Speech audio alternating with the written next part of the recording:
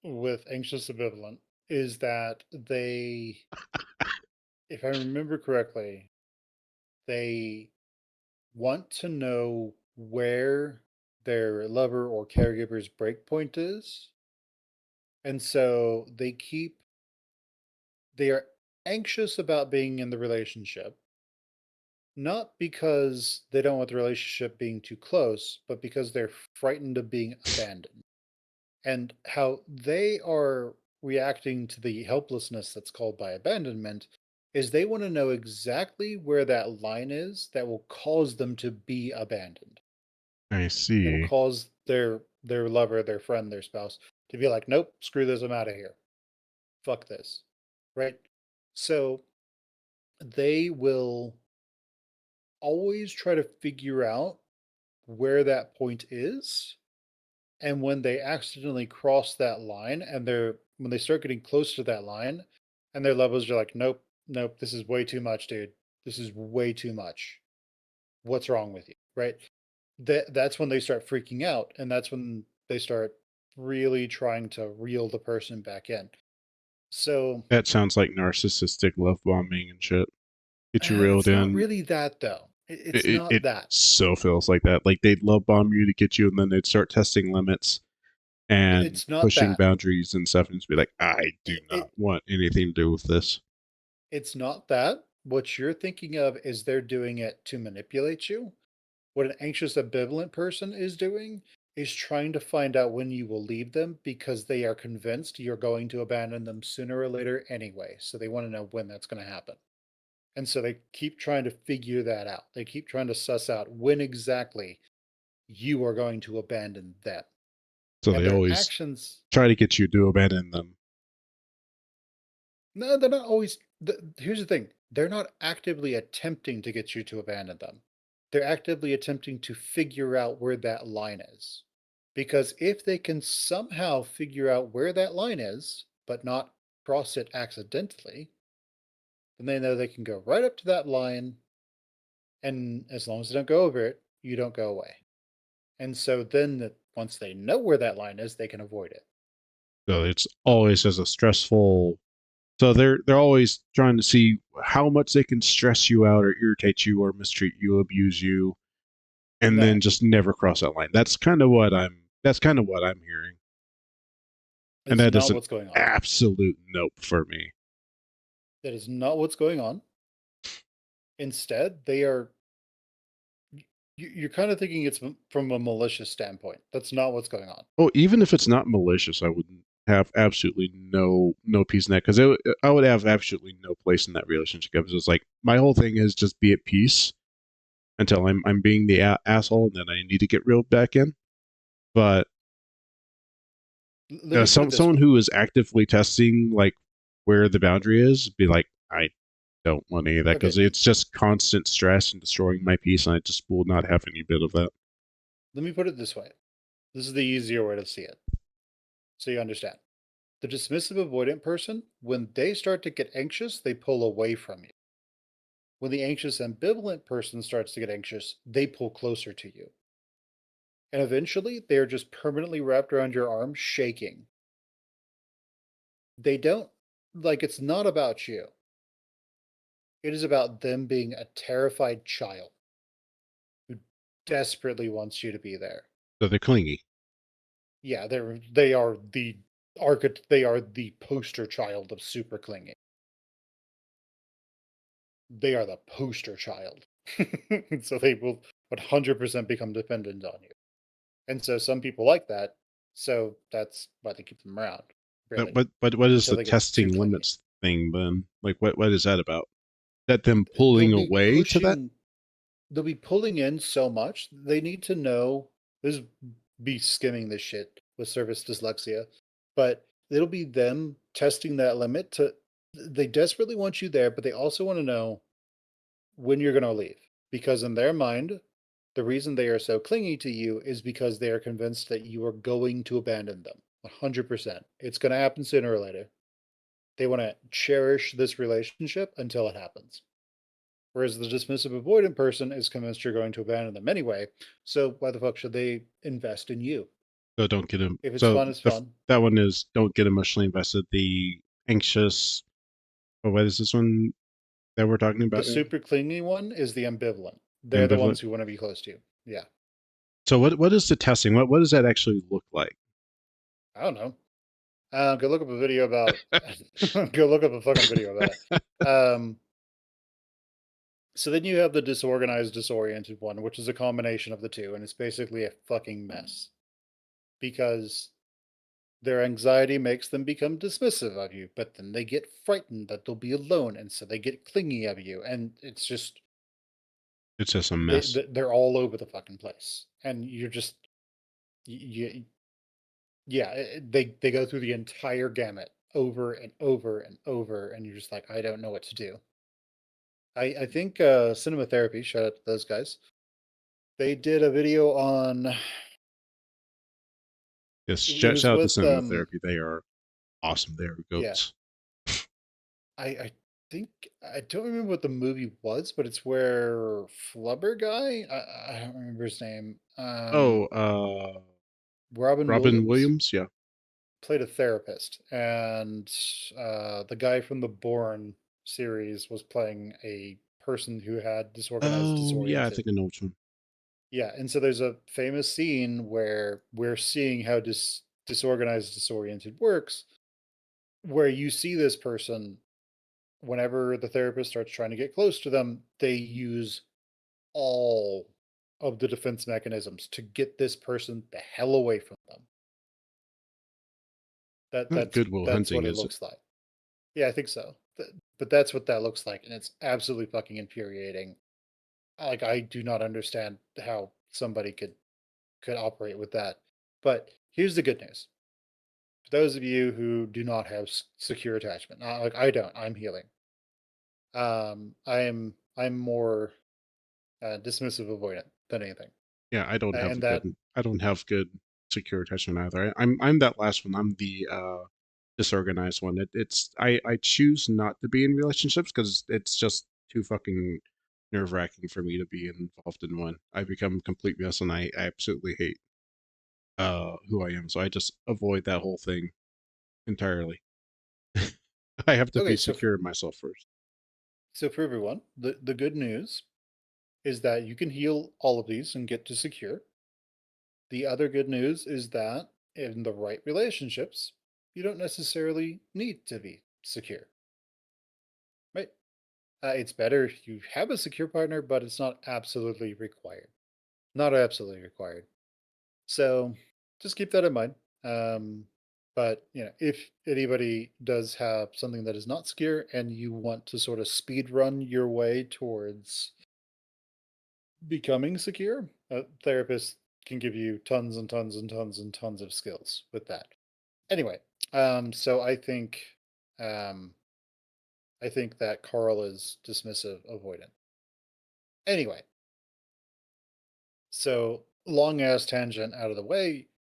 For me, yeah, Carl is a B, and I think for you, Carl is a B. Hmm. If he wasn't stoned all the time, he might be a little bit higher. But Carl post storyline, when he's basically just a cool ass frat boy who's doing his shit and he's having the time of his life, that's definitely an A, maybe an Yeah, S. yeah, that would be A It's for me. like, yeah, that's just he's just awesome at that point. He's doing his thing. You He's do have. running around. Oh, go ahead, sir. He's running around. He's high fiving people. He's like, yeah, let's go do it. Hey, Chase, you want to go? Like, hell yeah. He's the friend who hands you a drink, and then when you've had too much, he takes the drink away.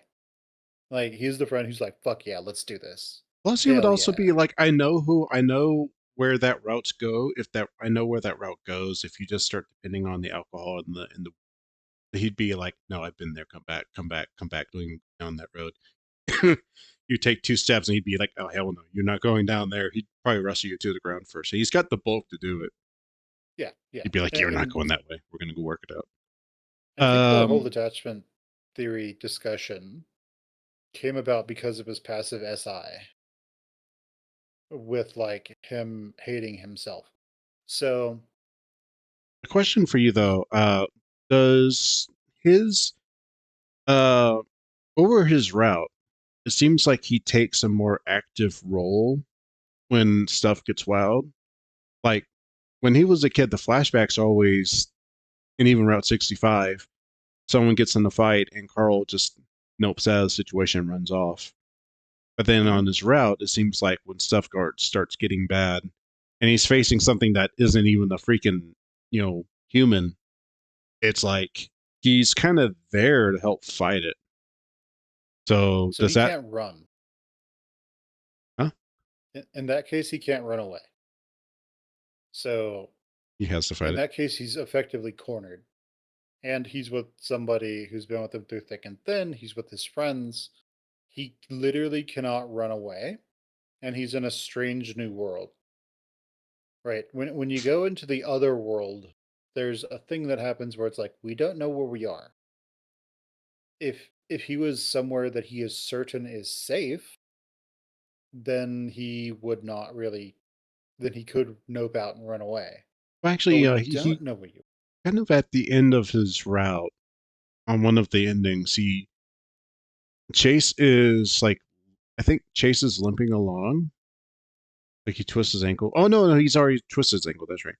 And Carl gets away from Jenna, and he's just like, I need to like run off and figure this out. So he kind of abandons Chase right there. So yeah, that the whole thing, like he will, run away from a conflict if he has a chance, not really be there for his buddies. I think that keeps him away from an S. Like he's not a well, that bro that way.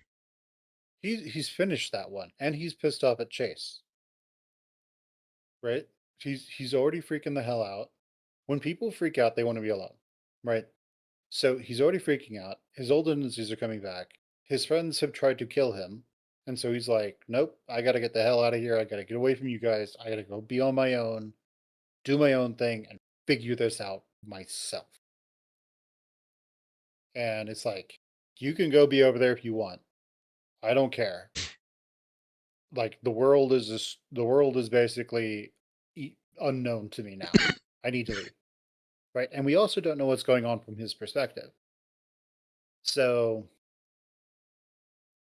yeah. So I mean, so I In think the end, we he have does them figure both it as out. an A. Yeah, we have them both as an A. So is he a pass or is he a smash? I think he's a pass. All right. For me, I look at him and I'm like, Those we horns. could like make out. We could do stuff if he's not high. It would need to be contingent on him not being high when we're doing stuff. But I look at that and it's like, yeah, that could be fun. But for me, it's conditional, right? It's if he's not high or drunk, maybe a smash. If he's drunk or high, he's a pass. This is what it is. Because I want him to be as cognizant and present as possible. But there's also the whole thing that I'm now having to be the one who's leading him around, who's protecting him, who's basically babying him. I'm his daddy now, and it's like, yeah, that's not really something I like doing. It sounds like that sounds I like a pass. so it just depends. But he He, has to be high for 90% of the time he's awake. so he's like a 90% So pass. yeah, so he's a pass, and but he's a pass on sex, but he could be a good friend. He could be a good round. I think we Right. both put him at Yeah. E. And then All right. after his thing, after his healing, at the end of his route, he's an A. Yeah, he could be good. Yeah. All right. So we have Flynn. Go for it, Finn. Flynn is an interesting character. Flynn probably has Asperger's, so he's on the autism spectrum, if I remember what Asperger's is. I think it's associated or somewhere on the spectrum. It's I don't somewhere in there, I remember. think. So what this kind of translates to is he doesn't understand people the same way people understand people, typically. He's neurodivergent, so he doesn't understand people the way neurotypical people do, or non-neurodivergent, if you want. So, what this means is his life has been very different, and he doesn't really have the ability to fully control himself as much, and he could do things, he could act in ways that to us seem very strange. His personality, though, like we don't see him that much when he's young. At least I haven't seen him that much when he's young before the whole Sydney incident. But I have a feeling that he, like almost everybody on this list, has a massive amount of trauma, and for him, he doesn't have the ability to really process that trauma like everybody else can. Yeah, that's absolutely true. Because what we've seen, I think you and I have both seen like the mass amount of Echo that you've consumed, like the amount of it. You've basically seen how people treat him when he's trying to get answers out of TJ. Hmm. And that is they completely dismiss his need for what's the word Reconciliation. yeah, reconciliation, closure.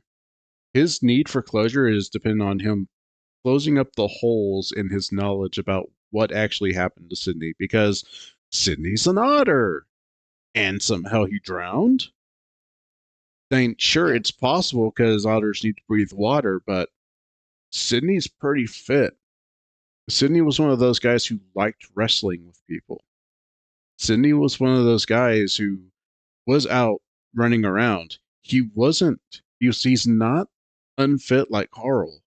Carl, you would fully expect to probably drown in the water if he was thrown into the deep end. Not because he's a ram, but because he's just not physically that fit. If anything, you would hope that he would just float because he's so much fat. Sydney, Wow. and I have the same thing. Like I can swim, but for the most part, I'm just hoping I don't sink like a log. I'm depending on my fat to keep me up. I'm 270 pounds of please fat do your work. I fill my lungs so whenever I fill my lungs with air to make sure my head doesn't dip down there into the water. Uh, but anyways, yeah, he needs to have closure, and the only way he's really going to do that is for him to close up the suspicions that there was foul play involved in Sydney's, demise. And everyone else is like, we all kind of had that, but like, and he's like, buddy. And I think, have you and I got to the point where we saw what happened? Yeah, we have, right? With Sydney's dad. Yes. Yeah, so you know how much Flynn actually went through to help Sydney. Like Yeah. Flynn And went that through shared trauma. that shared trauma. That's Hmm. something that none of the rest of us. So Sydney was much closer, and Flynn was much closer with Sydney than anyone else. So him wanting to really know what happened to his buddy, like his probably his best friend Hmm. in the entire town, is like that's eating him alive, and everyone else Oh is yeah. blocking him. And so yeah, Everyone else. he's got much more trauma than anyone else. Yeah, it's just one of those things. So, Plus, I want to consider also the fact that I've heard country folk, and Echo is out in the middle of the country, so definitely country. Flynn is 100% a country boy. He likes to fish. He likes to hunt. He and he's an outdoors guy. He's definitely a country boy, and for what I've heard, country folk are super loyal. Like they are hella loyal, from what I've heard. yeah, you And get your small town. Yeah. yeah, and Echo's a really small town, so yeah. And we saw from when we saw from Leo, he is extremely loyal, and he's actually really really smart when it comes to like people are going to suspect that you did something, Sydney, because the angle of the hole, all that with the length of the rifle, and he was considering all that. Like, it's gonna look sussy, That's right. It's and gonna look bad. it's gonna look real bad, and people are gonna do it. So your dad's gonna have to basically have just walked away, left the van or left his truck, and yeah, he was just trying to take care of his friend the very best way. He was trying to make the best of like an extremely bad situation. So I yeah, agree. in a way, I really, I don't want to, I'm hesitant to say I care about Flynn, but I kind of feel for him. I can understand that. Yeah. What I get from Flynn is that he has so many emotional wounds that for him, it's kind of one of those things where he needs hedonism in his life to feel happy. So, from that perspective, that's why he takes people to the smoke room. And well, he's like, "Why did you bring my fucking roommate? And why the hell did you bring Carl? What's wrong with you?" And he just kind of does his own thing. Like, he's like, "Look, abandon. This is literally what this is. This is coming here, doing all kinds of cool weird shit with complete abandon for rules, regulations. This is cutting loose." So he lives in a world where he needs to be in control Mhm. and then to relinquish control. So because he's scared of being himself. Flynn is a character who cannot be vulnerable, so he has to mask constantly and always give himself an out. That's what I was He'd be gonna a say. He's fantastic always lawyer. masking because he can't look down his guard around his friends or anyone else. Correct. So in that regard, it's kind of scary, right? Because he's just going to explode sooner or later, which does explain why he's constantly blowing up whenever any of his major stressors like Sydney get brought up. He's always freaking out about these things. However, when a certain thing happens and he does learn what happened to Sydney, instead of trying to murder someone, he instead just decides to lock them in a room. You know, that so I mean he doesn't just go for the throat and be like, "Die, you friggin' murderer." He's instead just, "Okay, well, I need to process this and I don't want you leaving. So get in this room. Goodbye. I'll be back. You He probably does won't do die. the We're dead." reasonable thing of smacking Chase in the face first, though. You murdered my best friend. Spoilers. Smack. But Violence solves everything. Didn't you know? Didn't you know? he's just like, yeah, he tries.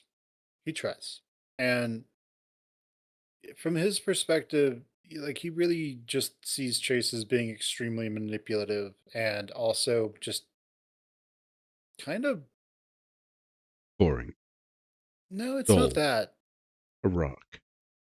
For him, he views Chase as like a person who could have whatever he wants and is completely wasting his potential, which is, fair.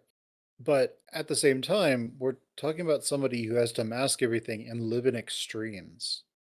So the fact that Chase is kind of a wet blanket compared to Flynn's extremes, the blanket is either frozen or it's on fire. Um, that's kind of a thing. But thing is, if you would have to think about context with Flynn. If he's going to be your best friend that you go and hang out with, I mean, if you understand how he operates, then you can avoid those problems. If you don't understand how those problems operate and you just don't care, you're like, screw that guy, then yeah, Flint can come off as incredibly abrasive and mean and horrible.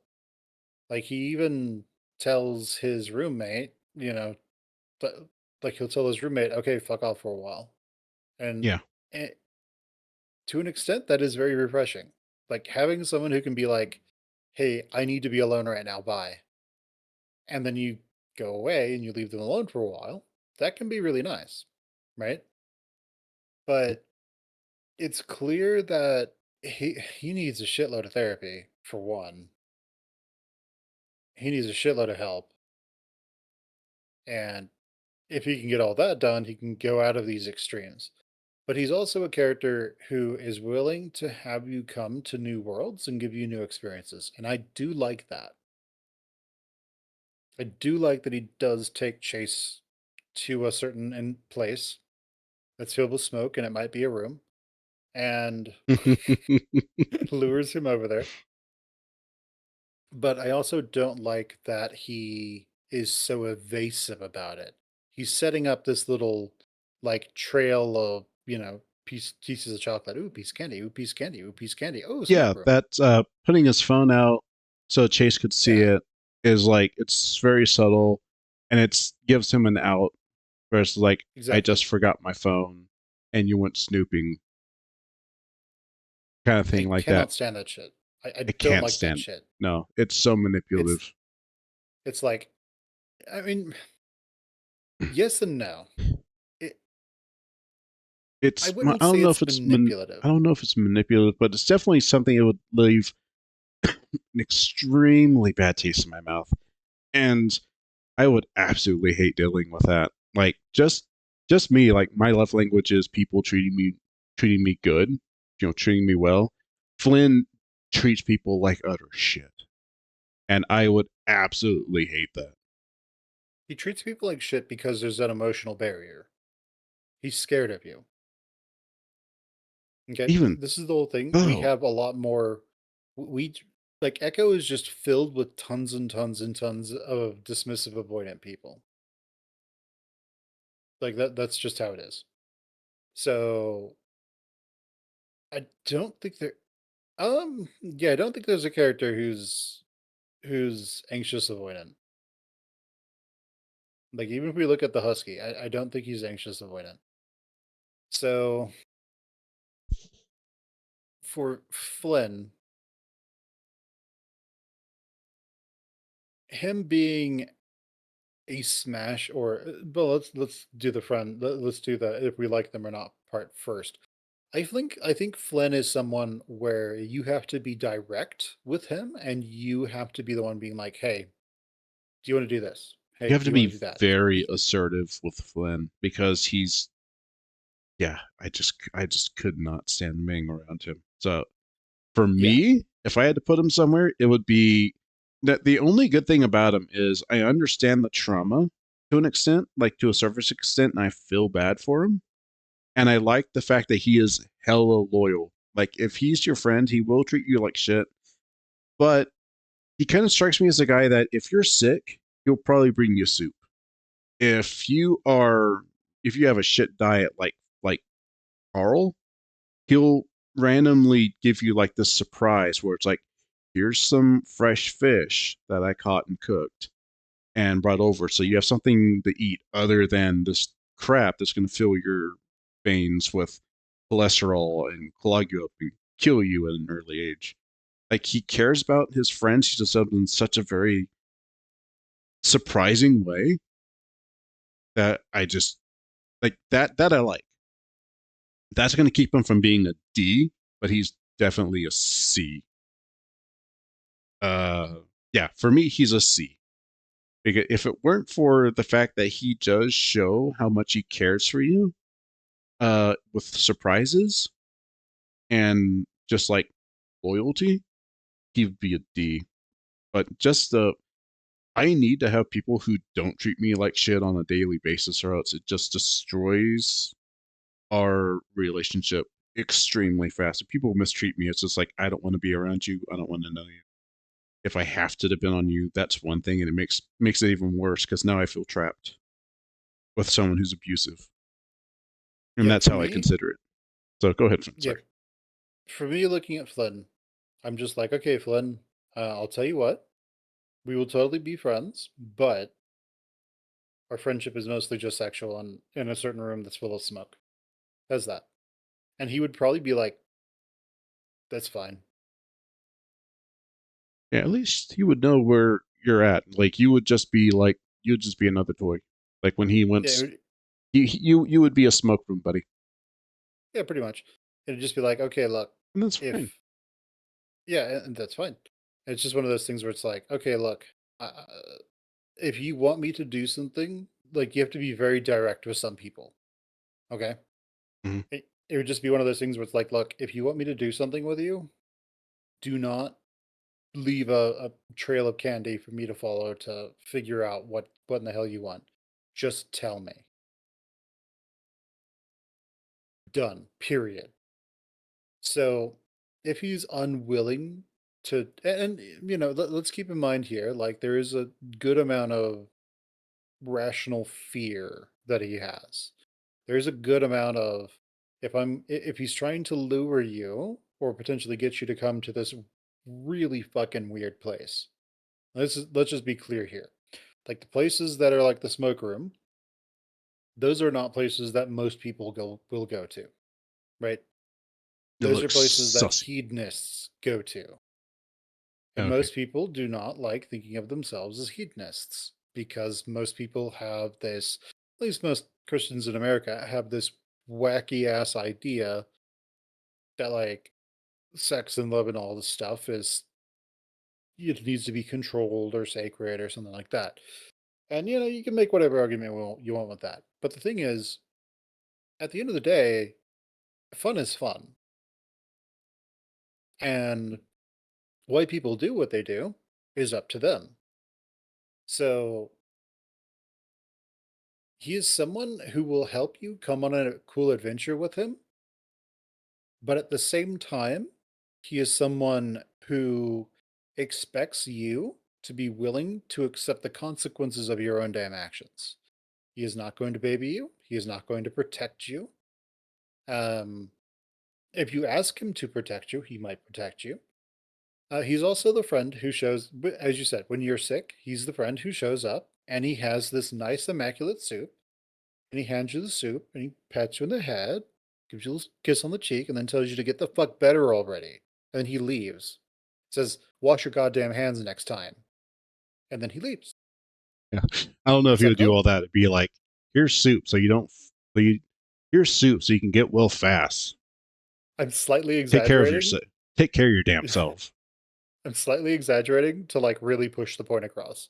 Yeah. So he's the character, he's the person who shows up, pats you on the head, says, okay, good job getting better. Next time, how about you not let your dumbass self get sick in the first place? That's It's fun. like, That's okay, fun. Now you're in yeah. Flynn mindset. So, which is completely valid, right? Like, it, Yeah. it's completely valid. If you let yourself get sick, that to an extent that's on you. To an extent that's on other people. Like, but here's the thing: unless you are someone who's worked at a hospital or something like that, you're not thinking about washing your hands all the time. You're not thinking about germs. When I Yeah. go to the store to buy vegetables or fruit or something, I don't lick my finger to open those little plastic bags. I will sit there and try to find any possible way to open that damn bag without putting any of my fluids on it. I will spit on my finger before I put that shit in my mouth That's because generally what I I do. don't know. I just Yeah, put some spittle on my finger. Yeah. but I won't lick it. I won't put my No, no. finger in my mouth. I No. just literally spray like like Yeah. droplets on my finger. I'll look like a Yeah. complete fucking weirdo before I stick my finger in my mouth to go open the bag. Yeah. But most people, they just lick their finger and they open the bag. And they don't think about all the other people who touched that fruit. They don't think about all the people who have touched this cart. They don't think about all the people who opened the doors. They Mhm. don't think about all the people who just went and took a dump in the bathroom and walked out without washing their hands and are just walking around touching everything. Right. Mhm. But so the whole thing with Flynn is in the right context, he could be a B. In the wrong contexts, he's like a C or D. So he's in a weird area. He's like a C plus B minus ish area. He's always just stuck in consideration Yeah, between B and C. yeah. Flynn is a character that is only good in his specific ways. And the thing is, once you understand how someone works, you can sort of work around that. Mhm. If Flynn gets closure for, Sydney, then he can get healthier and you can grow around that. If you implement, if you build, if you join his whole pack structure at the smoke room, you can build around that. Yeah, You can I'm understand where he's very coming curious from. on your take at the end of Jenna's route. So when we get there, I would be Mhm. very curious because some real bad shit happens to Carl. That's the one where So you're gonna have a field day uh with Echo. so okay, so we have B. Flynn is a conditional B for me, and he's a C for you.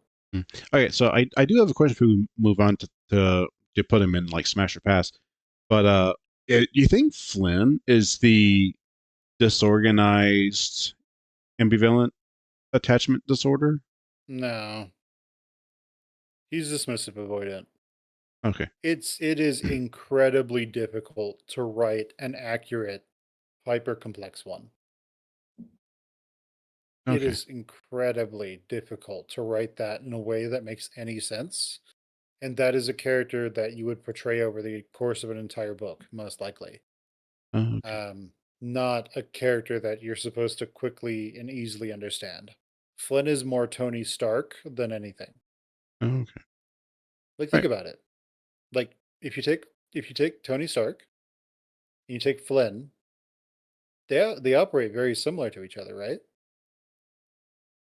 When you start Very getting in. close to Tony Stark, he tells you to fuck off. Well, he fucks you, and then he tells you to fuck off because he doesn't want this whole emotion thing. Flynn will take you to the smoke room and fuck you, and then he'll tell you to fuck off until he's horny again, and then he invites you to the smoke room again.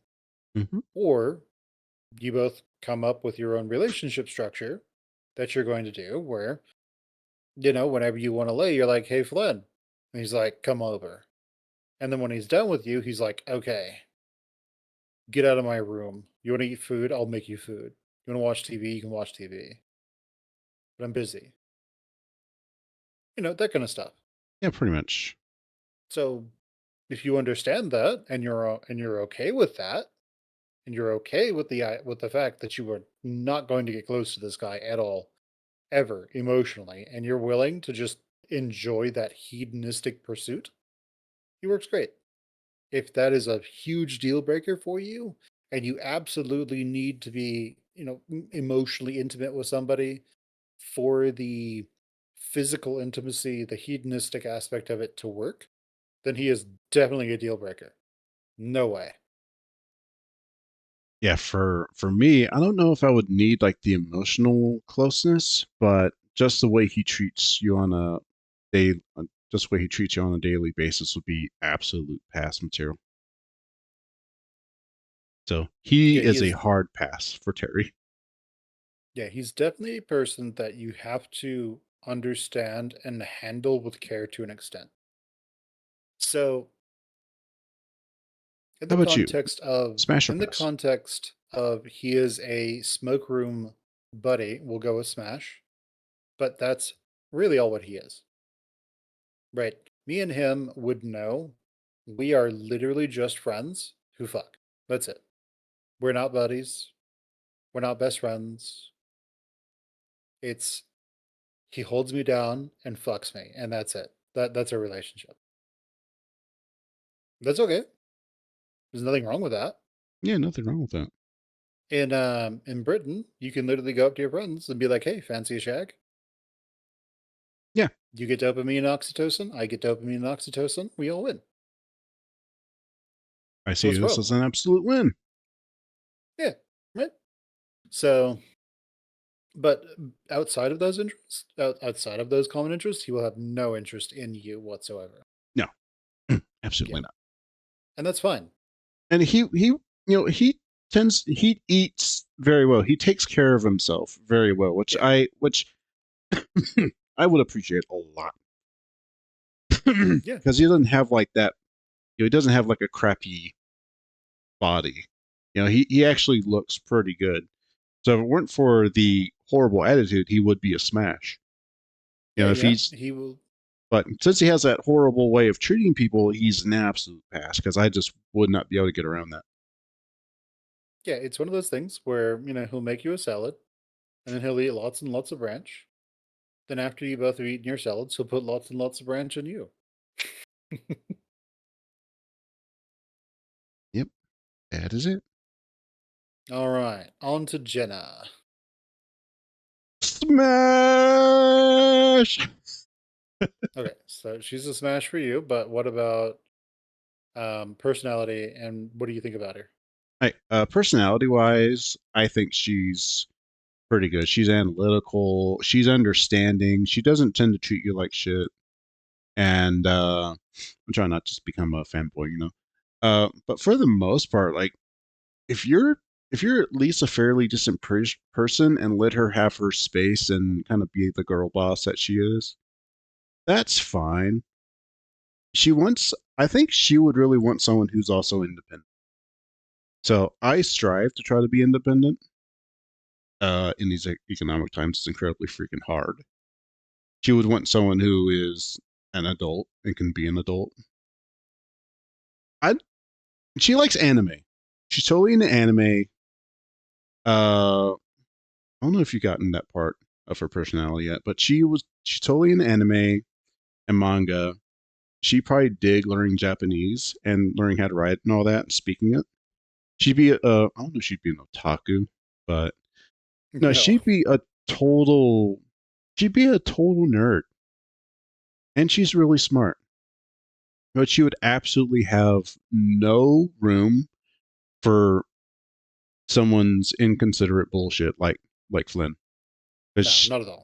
no, because we see it time and again. Like Flynn is very inconsiderate, very aggressive, and she's just like, I'm not going to have any of this bullying crap when you're going after TJ, who just doesn't want to stick up for himself, or Yeah, he's just intimidated easily, and you're just like going after him. Like she's like, I will fight you, and she it's would like probably win.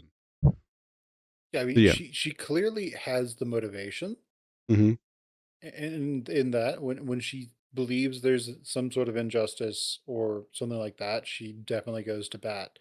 You know, her being a minority inside the setting makes perfect sense, Oh, her background. especially one that is already repressed, well, Hmm. oppressed by just her society in general.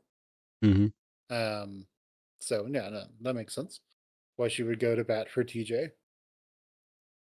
And but yeah, yeah, continue. Yeah. That too. But yeah, just the fact that she has that girl boss, she's got that ambition, and I've got David with me, our kitty cat, and yeah, that ambition. She'd be independent. She'd be good being independent. She'd want to be with someone who else is independent.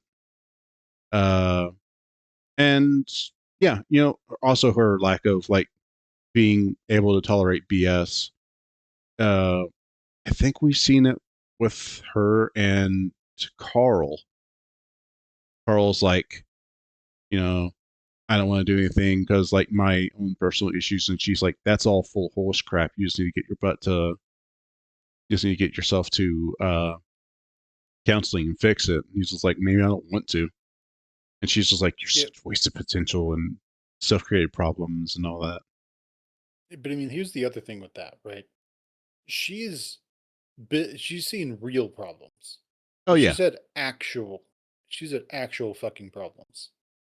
There's something that happens is when you have had a challenge and you've overcome that challenge, you tend to look back at that in a certain amount of you look back at that with a certain amount of tolerance of that problem, of that discomfort. Right. So she's had that discomfort. She's able to just conquer that no problem. She understands that if she doesn't act, things will get way, way worse. So there's a lot of things that she understands that Carl does not yet. And so she's willing to just go for it. Like she's willing to just be like, okay, this is a problem. This problem needs to be solved. I'm going to solve it right now. It's like, okay, cool, awesome. You go, and that she will go and figure it out because yeah, she has seen where that mountain go. She's seen where the nadir of that pit is. yeah, She doesn't it's want to not a be good back place. there. Yeah, it's a bad Yeah, place. It's She not good. suffered her entire childhood in that place, and she got out the very second she just couldn't stand it anymore. But she Yeah. also, So I don't know if you know, but she's lost a sibling to Echo, so she hates that place even more. And the sibling she lost was the good one. He was the actual decent person who tried to help everyone get better, from what I yeah, understand. So yeah, yeah. So yeah, I mean, she probably has some survivor's guilt from that, and all that's probably pushing her towards what she wants. Like all of this shit is telling me that she's probably one of the better characters in Echo oh yeah, because she's a good person. She's a straight up good yeah, person. That's one thing that makes me just smash. I mean, the other fact is like I would like a girl who is smaller than me, and the fact that she is smaller than me, she's supposed to be cute, and she's got like that very girl boss energy. It'd be like if ever she wanted uppies, it would not be a suggestion or an ask; it would be an order, and I'd be more than happy to comply. all right. Is there anything else you want to add about Jenna? Let's see. Let me just go through it. She'll take action. She didn't put up with BS. She'll help. I think if Carl was more receptive to her advice to like get better, I think he would actually have a much better uh relationship with her because Yeah. I think she's like I know what's best because I've kind of been there and it doesn't get better. Like she hasn't really been there. She's had like a version of it. But also she sees like so much lost potential for Carl because he has all this potential that he doesn't see. So yeah. Uh it's just like she would be a really supportive friend if you're not a douchebag like Flynn. Or should I say because he actually does care. You don't act like a douchebag the way he does. So Uh so here's the fun thing though. and with Her and Leo, how Flynn. he just kind of mistreats people and has like this. She doesn't put up with people's flaws well. I think that's the thing I'm kind of finding is like she knows everyone's got flaws, but she doesn't know how to like tolerate them very well. So here's the important thing about Flynn and Jenna, right? She doesn't put up with Flynn's bullshit until she realizes that Flynn was kind of right, right? When she thinks it's just Flynn bullying TJ and going after him for no goddamn reason, she's all for defending him. She's all for defending the victim. But when it comes out what actually happens, then she's still there for Flynn, but she really cools down for she's there for TJ. She really cools it down for Flynn like a ton and is like, okay, there was there was some validity to him pursuing this that I didn't see. Yeah, it wasn't just Flynn being a bully, which is probably what she thought. It's Flynn actually had a point, and he needed and which I'm kind of surprised she didn't notice that Flynn really had a point, but at the same time, it's like she didn't seem to like Sydney that much, No, she so she fucking was hated him. so she kind of dismissed him a lot, or Yeah, she fucking hated that fucking guy. hated him. Like she probably didn't want him dead, but if it was a situation between Mm, him hurting someone or him just not be like she would have preferred that he just disappeared. Like yeah, not the same way his dad did, but in the same way people think his dad did. Like yeah, maybe just if just left town. You know, just just kind of just ran leave. away and took care of Yeah. himself outside, away from everyone. Didn't hurt anyone else. Yeah. Yeah. Cuz like she bonded with TJ a lot and CJ and Sydney just always would bully and beat the hell out of TJ. Oh So, yeah, yeah, yeah. And so she probably. Oh, you've heard of transference, right, Finn? yeah. Do you think she has some transference on Flynn from her experience with Sydney? Because Sydney would Eh, always mistreat TJ, and so maybe she's seeing instead of Flynn trying to actually having like a legitimate attempt to find answers. It's just bullying, and she's just having transference. I just thought of It, that. Like, oh, you know what? That's probably it. it could be some, but it's probably more of she just viewed Flynn and Sydney as their own little like Like, subunit of the group. So like how Chase and Leo were connected at the hip, then Flynn and Sydney were connected at the hip, and her and TJ were connected at the hip, and then Carl's just there. oh yeah, and then Like later on, as you know, where the story's actually taking place, Carl and Flynn are like in a little joined at the hip kind of click thing because they're the only two left. Well, no, Leo's still there, but he doesn't really Leo's talk to still either of them. Leo's still there, but like Leo is kind of a ghost of what he once was. Yeah. And he very much is still just like, oh, Chase, Mm, Machula, Chula. come back to me, Machula. Oh, and then he's in his room on Chula. his computer. Chula. Oh yeah, Oh. and you get like Chase checks like the search history, and He's like, it's holy all shit.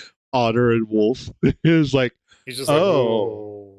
well, I know what he's into. Oh my This goodness. it's that whole thing where it's like this person has never moved on from me, and I have moved on entirely. Like, Oh oh, no. obsession. That's kind I should probably of get the I should probably creepy. get out of here. Yeah. A little bit of obsession is a little bit Not creepy. not feeling good about this. So But yeah, that's probably yeah. I think No, it's go ahead. So sorry. it could be some transference, but I think it's more of she kind of just blames both Sydney and Flynn for that because Flynn could have intervened more and been like, Sydney, what the hell are you doing? Stop this. And like really stopped him if Well, he yeah, wanted to. I think But he Sydney's. just I think didn't. Flynn's the only one Sydney would really listen to, other than Leo, because Leo would probably just Beat the bat hell him out of him. around. Yeah. Don't do that, Otter. Whap whap whap whap whap whap whap whap whap. Well, I mean, yeah, I mean, to an extent, but I think Leo probably cared more about Chase than he did TJ, and probably didn't defend TJ that much. Yeah, Or, probably not. Sydney just did his bullshit when Leo wasn't there. Or And Leo Leo wasn't going to maybe beat his just ass thought that afterwards. maybe Leo just thought that Sydney was playing around. He didn't know how much distress TJ was under. Because Leo is a competitive guy and he played football. So I I imagine mean, he was I imagine he's a very competitive person, and he was probably just thinking like, well, TJ kind of needs to toughen up anyway. it's that whole thing when people start crying, it's like, yeah, okay, fine. They don't want to play anymore. Like, Like okay, that. he's That's had enough. Stop, and you're choking him, which is like you can yeah. keep saying there are no rules for some reason, so everything's legal, but at the same time, TJ is obviously terrified that he's going to get killed. Hurt So or killed. stop Yeah, it. yeah. So it's just one of those things. Okay, so with Jenna, are you finished with Jenna? Where do you want to put her? I would, I'm gonna have to be honest. I am gonna put her. This is probably just me fanboying over Jenna, but I'm putting her in S because I think she's got a good personality. She's a girl boss, and if I am acting like an asshole, and sometimes I do, I admit it. There's a very certain Carl person who may come across this, and sorry, I was an asshole to you. Uh, it was sometimes I was a really big asshole, but I was trying to help. I just didn't know how. you Uh, know, she would it's reel me in fast and hard, and actually be able to tell me I'm just being an asshole, and probably tell me the reasons why, and talk me through it, and be like, "Yeah, you're right." Terry. It So, all starts with sorry. okay, Charlie. We're all just hell of a boss now. No has been hotel. How dare you? But no, What are you I, waiting I I for? put her in S because not she wouldn't just not put up with my crap, and she would be able to tell me why I'm acting like an asshole, and then she would Hmm. just tell me to stop acting like an asshole. And that, you know given the straight facts of why I'm being an asshole, I'd probably be like, you know, defensive for a moment and just be like, probably, you know, hard, hard cross my arms, you know, wrinkle my face like a child and be like, okay, fine, you're right. Okay. So So definite S and then definite smash. okay. So me when I look at Jenna, it's like, okay, we have someone who clearly is interested in people, who I honestly look at Jenna and I think, okay, this is the character that is supposed to be the author insert. That's what I think about Jenna. Because most of the time when she's on screen, she's being responsible, she's doing what she should be doing, and she's not actively trying to hurt anyone. Like, even at her worst, when she's yelling at Carl, she's yelling at him because she sees the wasted potential and is like, fuck are you doing? Hmm. Stop this shit and figure it out. And instead of him, and she cannot stand that defeatist attitude because when she was growing up, that's all she saw. She just saw hopelessness. She just saw people doing drugs. It's like the world's not going to get any better. It's like when you meet people who are like who don't want to have kids, not because they just don't want to have kids, but because they just look at the world and they have no hope for the world for the future at all, potentially ever. There's like, why would I ever want to bring kids in this world? And that's okay, by the way, for those of you who do feel that way. But I want to push that things can get better if you take action and get to the point and get to a place where it can be better for you. So that's what Jenna understands. She's like, okay, I want to get out of this shitty environment. I hate all of this. I'm going to go do this, but I want to do something that's actually going to help people, where I can do research on this stuff and figure it out. And so that's what she does. Good for her. So she is the character who has her shit together. Okay, that's a good part. She has her shit together. I like people who have their shit together. Hmm. I really do. Because, like, if I'm being irresponsible and they're just like, what are you doing? It's like, oh, right, okay, I guess we should go be responsible. But I want to do this. It's like, well, you can do it afterwards. Just do it. It's like, okay, fine. Right. Yeah. Having that extra stability there is fantastic. And everyone needs that extra stability. If you've ever been in a relationship with someone who's just pure chaos, no stability ever, it's horrible. It sucks. Because now you're having to be the one who's always keeping them in line and they resent you for keeping them in line and it's just awful. But then again, that's kind of like bottom bratty shit. So she's a good character who's actually trying to keep shit together. And when shit hits the fan and she's like, I have to go into pure survival mode, I have to be on my own, I have to take care of myself, she does. Right? Hmm. She might bring you along with her. I'm pretty sure when in Leo's route, if she had found TJ first, he would be right with her. If she was able to, pull him out of his problems, out of what he was experiencing, she would have him, like, if she needed to, she would fucking leash him to her belt loops if she had to, and drag him along with her, just so he can't freak out and run off somewhere. So yeah, I think she's supposed to be the author insert where she's the reasonable, smart character. She's the one who keeps everyone together, cools down a lot of problems. She is willing to adjust to new evidence. As I was saying, when it comes out that Flynn was right, and it turns out that Flynn and Chase are sort of making out a little bit. When she walks in, she's like, "Oh, well, that's fun. I'm happy for you." Yeah. And he's just like, "Oh, well, I wasn't expecting this. I was expecting you to rip my balls off again." She's like, "No, no, no, no. I'm just happy that you found something that you like, that you can be you and you can experience this." So It's like she comes off as a character who's actively trying to be genuine and authentic to herself in what she wants to be, what she strives to be.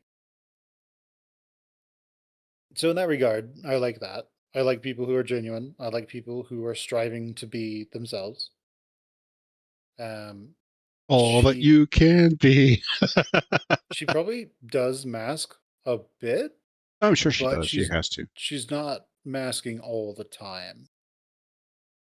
And so she fits that like smart girl archetype who can be charismatic, but at the same time has been through shit, like very clearly, and is able to keep her shit together. Hmm. Granted, I haven't seen all the fun shit where she gets hit, where her trauma gets, where all her triggers get hit, and she starts freaking the hell out. So I haven't seen that, but I'm pretty sure she could absolutely just wreck everybody else in the group if she wanted to. I'm sure I she mean, she could. probably would have, yeah, she probably would have beat the fuck out of Kudzu if Chase wasn't there. That would have just been a bloodbath on both sides. Like they both would have been absolutely fucked up. Yeah, I Um, think Kudzu would probably have just tried to run away and she would have just like ripped them apart. If she didn't also uh, try to run away. We already know she yeah, can beat up Carl. We already know she can run circles around Leo, which means if he it's like it would be like that classic fighting game thing where you get the person who swings haymakers versus a person who like tears you down gradually. She'd probably tear yeah. him down gradually because he doesn't have the endurance. It's the speedster versus the frozen glacier is what you're looking for. Yeah, something like that. So, I mean, also don't mistake being able to run circles around somebody for you need to hit them a bunch and they need to hit you once, Yeah, right? So, don't but screw it up. yeah, don't fuck it up. You have like 2 hits before you're done. So She might have a little no, bit more toughness in her too, because she did grow up in an abusive household, so she could probably take a yeah, few hits. So she's she'd probably be seen like where the three. bad. Yeah. She's seen where the bad is. She knows what the bad is.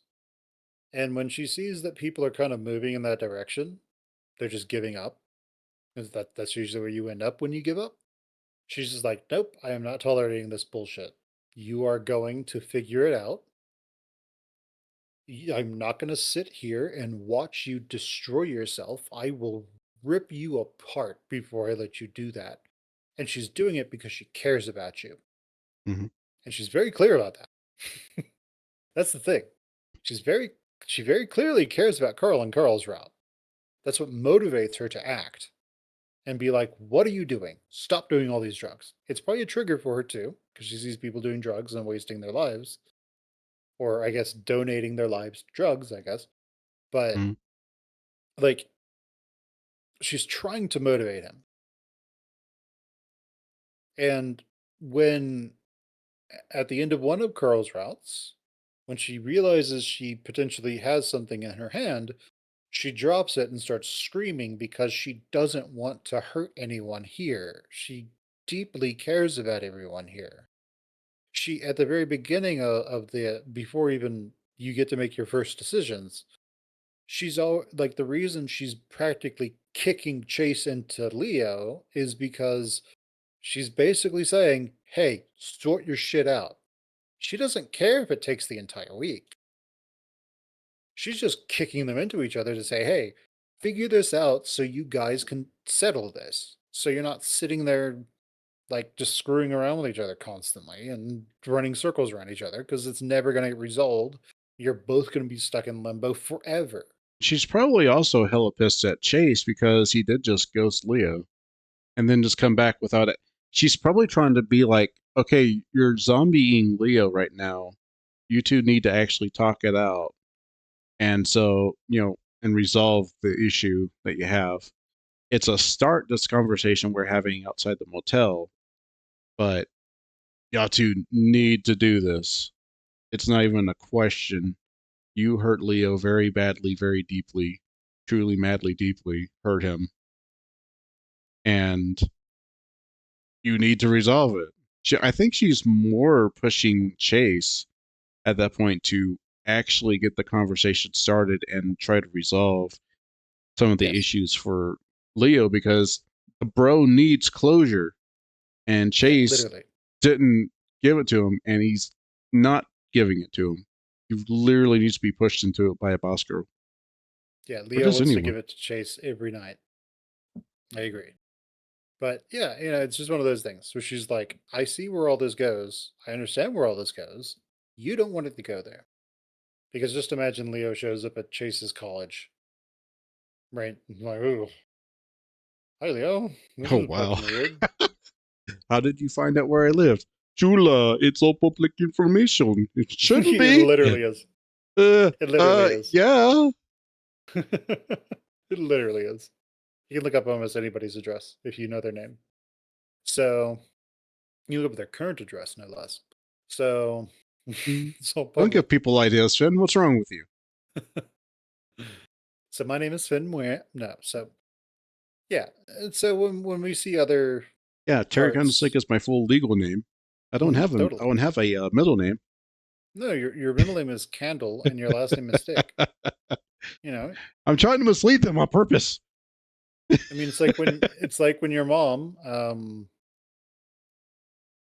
I don't know, lit camp stick, lit fire stick, is just like Terry Candlestick, get your ass over here. That's when you know you're in trouble. When it's not Terry Stick, you're fucked. Yeah, So Terry Stick. Terry Hello, I'm Stick. Terry Stick.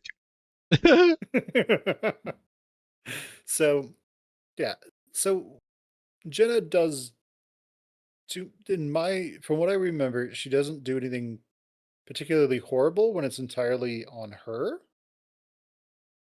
And when she's in control of herself, she does seem to care about all of her friends. She even cares about Leo. I mean, she even cares about Flynn. She doesn't like Leo that much. Well, let me put it this way. She likes Leo, but she also remembers when Leo's this big, tough jock guy who probably threw his weight around a lot and tries to exude authority. And one thing that will always happen whenever you have a trickster, aka a brat, in your friend group and you start trying to bark out orders, is they immediately love putting you in your place at their feet by any means they can to make you look stupid or weak or to somehow show you that you're not as cool or as strong or as fast or as capable as you think you are. You're not the one in charge here. We're all making our own decisions. You're not the boss. You're not top dog. So, or more or less to say, you're not the boss of me. And if I have to show you that by absolutely dominating the hell out of you every chance I get, that's fine with me. Because every single time she's competed with Leo, she's absolutely had him in the dirt. Oh yeah, every single time. Like like heel on the back of his head. So, Yeah, like just complete domination. Scorpion So so hard. Scorpion so hard he poisons himself with non-poisonous. Oh no. yeah, it's like she's smart, she understands skill, she understands how to use things. She wants to actively learn things so she can control things, so she can figure things out. And when she has control, she doesn't use that to just browbeat you into submission. Yeah, If you don't want to go with her, cool. All right, she'll go do her thing. I Have think fun. she's someone that most people would be pretty feel pretty good about opening up to and being secure around and being vulnerable around because she's not going to take advantage of it.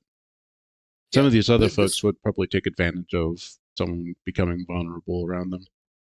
this is why I say she's probably an author insert, or she's supposed to represent the author,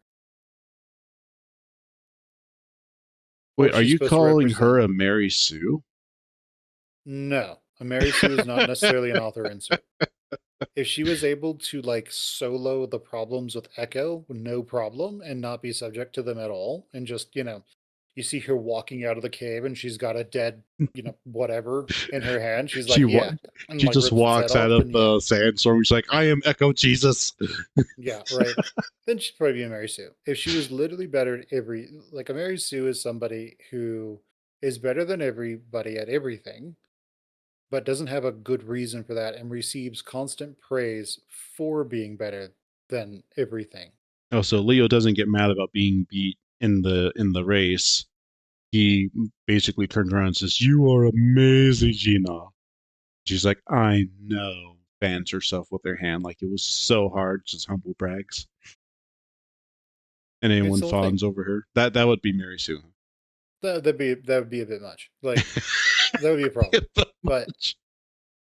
like that's the whole thing of Leo knows he's out of shape, and he knows he tries to use strength for everything, and most importantly, Leo knows he's not particularly smart. He's good at what he does. He's good at certain puzzles, like he's able to take Salamander's whatever his name is. He's able to take his bike apart and figure out what's wrong with it eventually. Yeah, he's very So he's good hands at on. those puzzles. And he's But he's also not like a necessarily mechanic at his dad's shop, so he knows how things work. yeah, And oh, you know what? You haven't done Route 65 yet. Route 65, they say that Leo is one who fixes like electronics, like when someone breaks like a game or something or it stops working, Leo's the one who goes in and fixes it. Not yeah. Carl, So who plays so video he games. yeah, he's one of those people who can figure out mechanical, logical problems. Hmm. Whereas Jenna is one of those people who likes to pick up a lot of skills and understand people to an extent. Right? There's a certain game there that comes with understanding people. There's a lot of strengths to it as well. Now you can get people to do kind of whatever you want as a group if you know how to approach them about certain issues or how to present things. But really the thing that gets me here is there are very few, if any, times where Jenna's like, "You're gonna do this with me or else." Like maybe in her route, she does that sometimes before she's in psychosis, because I'm pretty sure she goes into psychosis at some point, because everyone does. But Well, she does, like, yeah. I oh yeah, remember there for seems sure. to be one part. I'm gonna flood this damn town. I'm gonna kill everyone. Something like that probably. But there's just the whole thing of she doesn't actively try to be malicious, and she's smart as hell. And so I like intelligence. I like really smart people. I particularly like people who are smarter than me. Those are people I actually really like. Like there's a reason I have a friend in college. He's a sociology major. He has his master's now. He might have his PhD by now if he wanted to get a PhD. I listen to that guy all day. He wasn't cute, so I wouldn't blow him, but I listen to that guy all day. Right. He was smart enough to where he got into problems with it, like a creative writing class, stuff like that.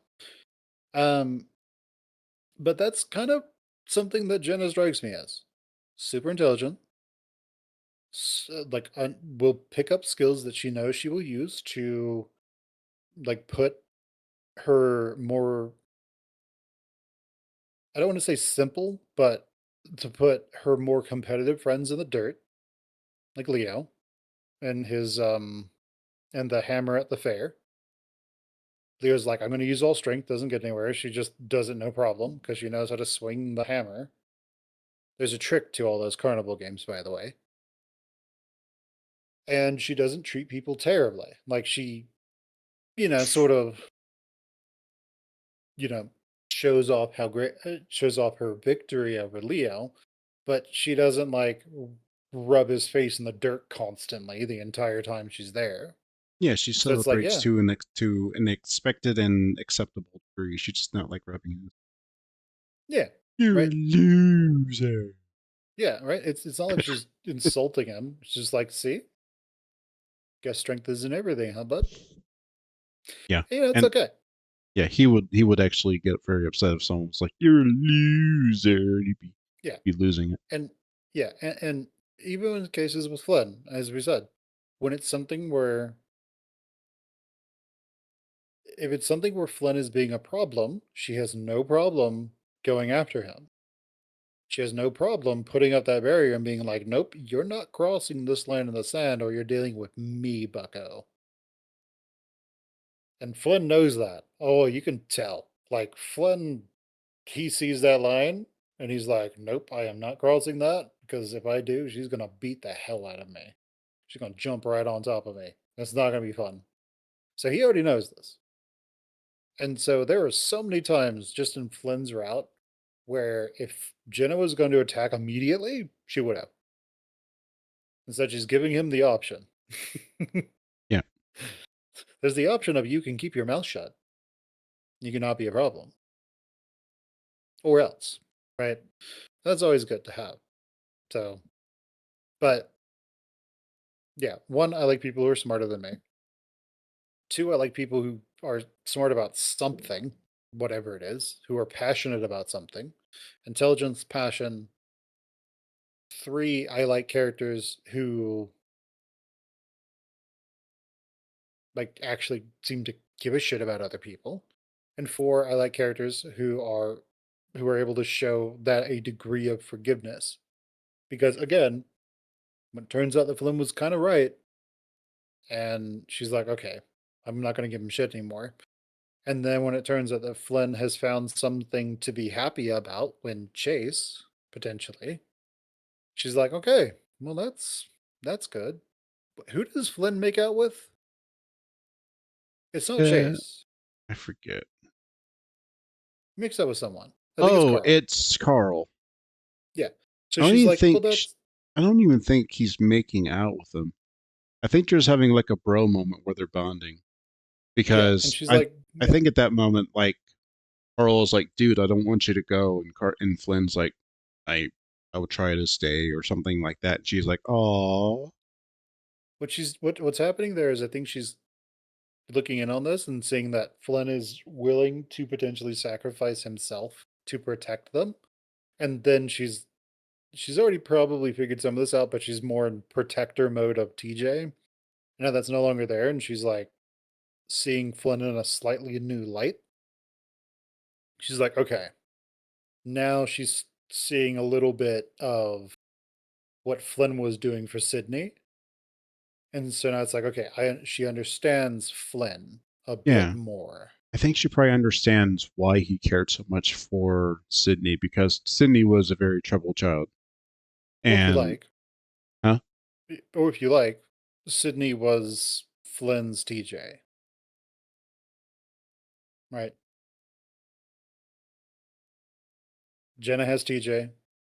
She's protecting TJ. Yeah. Flynn has Sydney, and Flynn's trying to mentor and protect Sydney. Leo has Chase, and Leo wants to protect Chase. He also wants to protect everybody else, so that's just how Leo is. But, it is what it is. So, but yeah, I think Jenna is one of those characters where you will either like her or you will absolutely hate her. You will Yeah, either like her or you think she's a friggin' Mary Sue and she's just better than everyone at everything. I think it's either The you author, you admire her for being a girl boss or you dislike her for being a bitch. yeah, it's just like, okay, the, it's some people are going to think that yeah, it's either one of those things where it's like the author is trying so hard to prop her up, or the author is just, or she's a complete bitch. And I think this really boils down to people's personal experiences, right? If people have had bad experiences with girls, they'll probably view her as more of a bitch. If they've had positive experiences with girls, they might view her more as a more as a better person because they're able to go at least a level deeper than she's being mean to me right now, therefore mean, right? Why is she I being think mean? it's also like if you've had bad experiences with people and you can kind of trust your gut enough to find the warning signs of this person's probably abusive, then yeah. Uh, or if I, oh, she's I don't want to say that. I think it's like I just don't see any red flag. I don't see enough red flags in her that would make me think like she's going to be abusive and she's going to turn on me if I open up to her.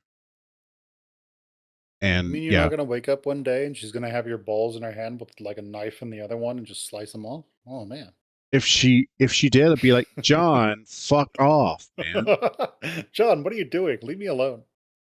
Get out of your get out of your descendant's body already. Yeah, what are we doing, Damn man? it. Yeah, what are you doing? John, what are we Anyway, doing here, man? You're in the wrong century. Maybe. I like Jenna. I think she's cool. All the Smash? oil. And you would But smash? yeah. But yeah, I have a feeling these characters are similar, like, but we like them for different reasons, right? Yeah. So I like TJ because I like twinks and I like feminine people, and it's like okay, but at the same time, I know he is not going to be interested in that at all. No. I like No. Flynn because Flynn is the character where you have no emotional investment whatsoever. He is literally the fuck buddy. Flynn is not a dom; he is a top, I guess, if he's playing with you.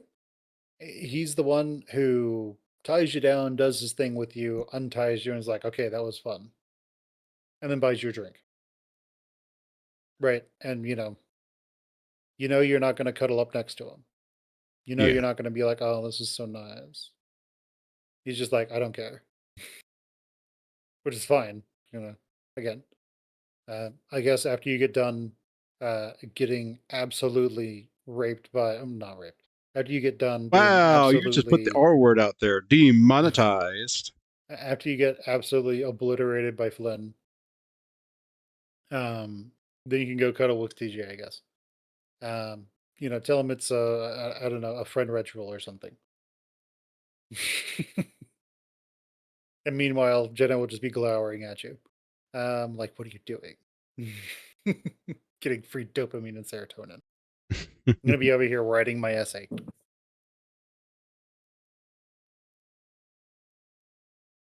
And then yeah, we have Chase.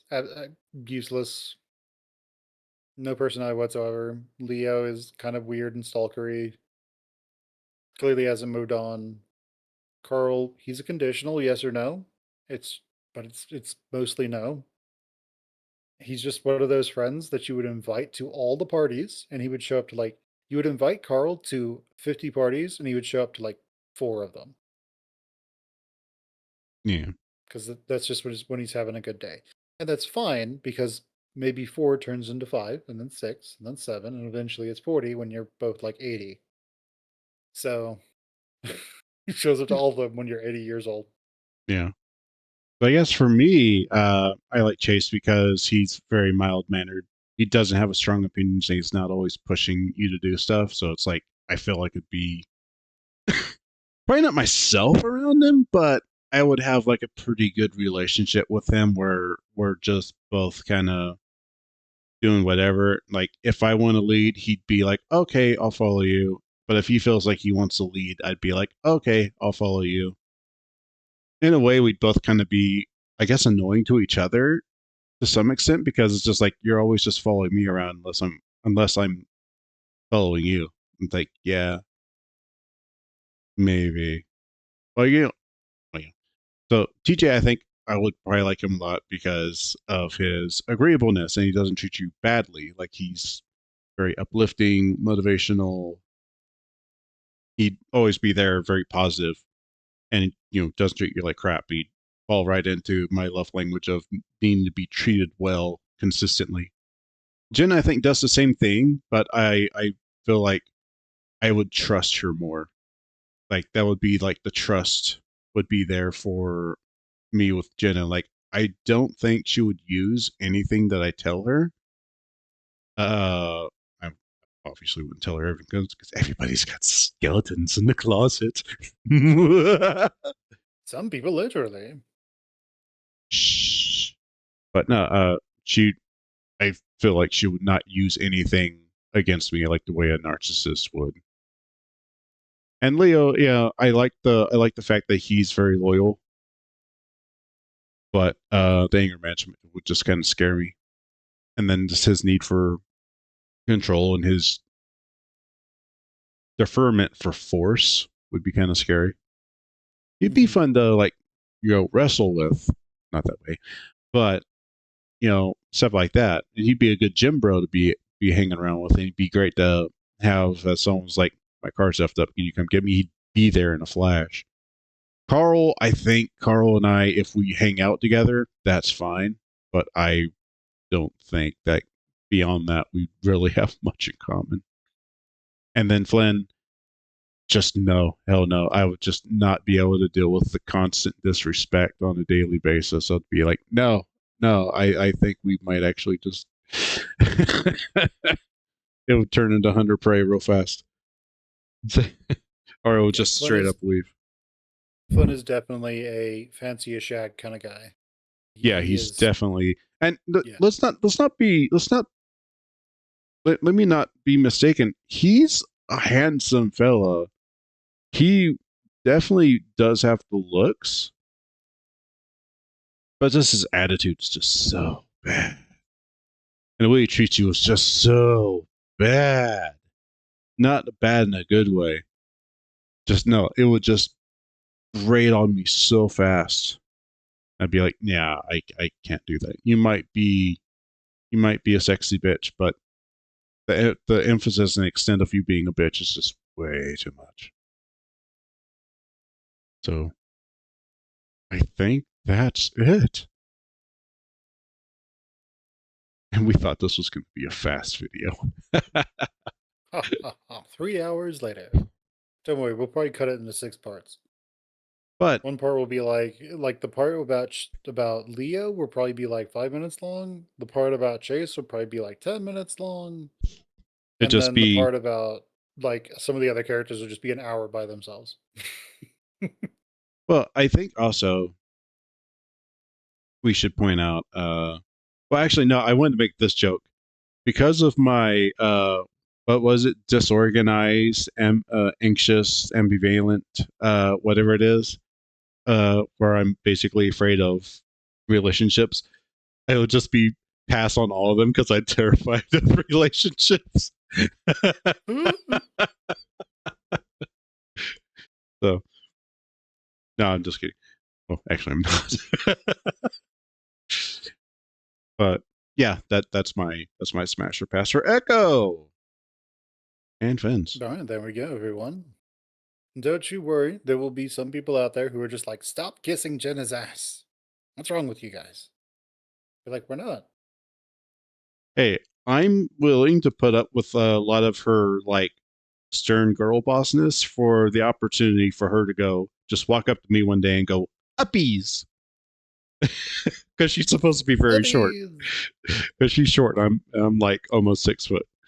So for her to just walk up and be like uppies with her She's like, arms give me. out, splayed like an anime character. She's she's got a she's just got a she's got an Armalite rifle or something. She's like, I need you to get me on top of this cliff. And just like stands on your shoulder as she shoots people. It's like, take that. Oh yeah, yeah. How about you? I just kind of like kneel down, just be like, "All right, use me as your prop," and she just tick, tick, tick, tick. I stand up and just kind of like position myself. She's just on my shoulders. Maybe doing like a whole Captain Morgan thing with one foot on my head, the other one down there I don't know about on my that. shoulders. I don't know about that. That's starting to sound like you need an agreement with her. But you know, but it can be a lot of fun. Anyway, guys, that is our Smash or Pass with all the other stuff in there. Now, just imagine we go through all these other weird fuckers. And we Now, spend this like, does include all of the other ones, including the smoke room, which no longer, I believe, is canon with the world of Echo Project. there's So, this other guy down here, this raccoon. You know, the one that they just walk up to Inji, yeah, TJ's just old house. And he's just like, "Who are you not TJ, guys?" Sydney's. Yeah, Cindy's old house. And he's like, "You guys want I to don't come into my know. house? Who the You fuck are you guys?" you want to go into my house and look around? I'm just going to keep this door I'm, closed. My no, foot's yeah, probably right behind it, so you can't smash in. yeah. I'm grabbing a golf club right now, Yeah, and yeah.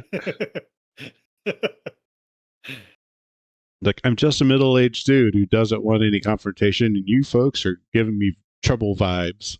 Look, yeah, exactly. Like I'm just some guy. I just want to go to work tomorrow, and there's 6 of you, and one of you super enthusiastic and like begging me to go look at this place. Okay, I'll go look. It was But 4, but yeah, I know what you're talking. Wait, was there 4? yeah, something like that. It was Chase, Carl, TJ. No, there was 5. Jenna was with them, and then they had Oh, and well, Julian. here we are. Well, here we are. Yeah, that's what he says after they knock out Inji and just stand over his unconscious body in his doorway. Well, here we are. And then later, after police have gotten to them, they're in the jail cell. Well, here we are. Yeah, exactly. And then they're into position after they've become very friendly with the other prison mates, and they're in the position. Well, here we are.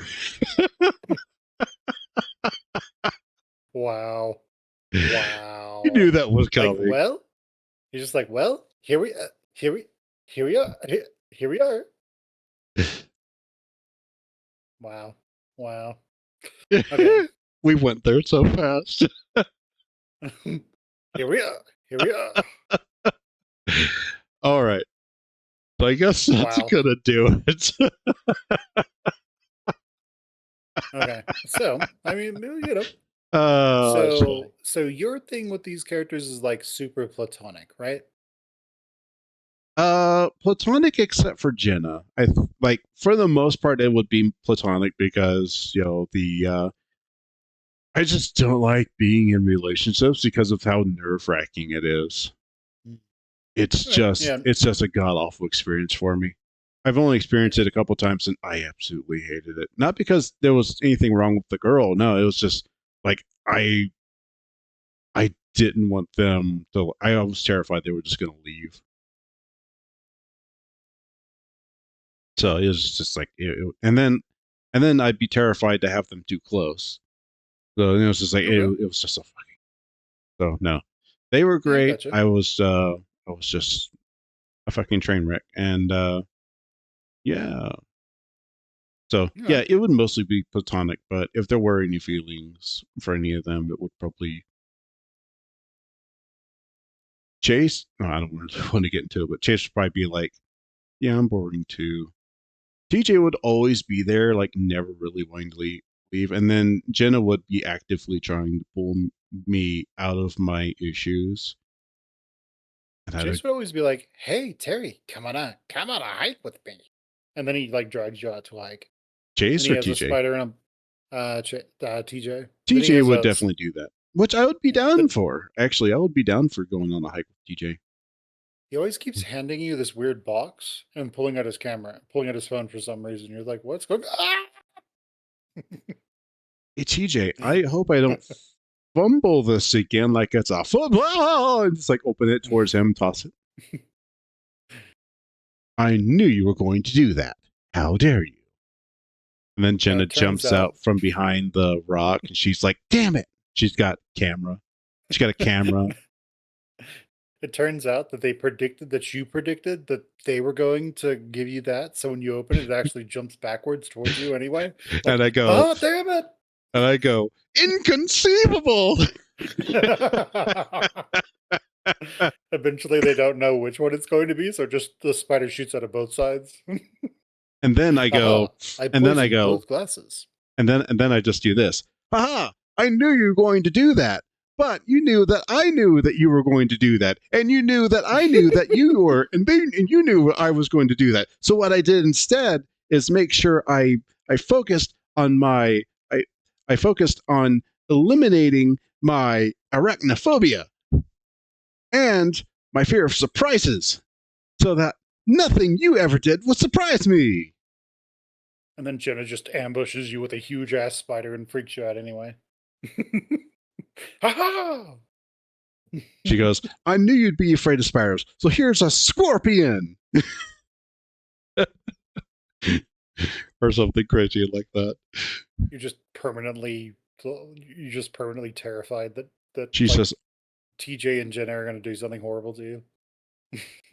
yeah, that would be the one downside to Jenna. Like, honestly, I think that would be like the one thing that be like, she'd It's always be ready to play a practical joke just to get a rise out of you. Be like,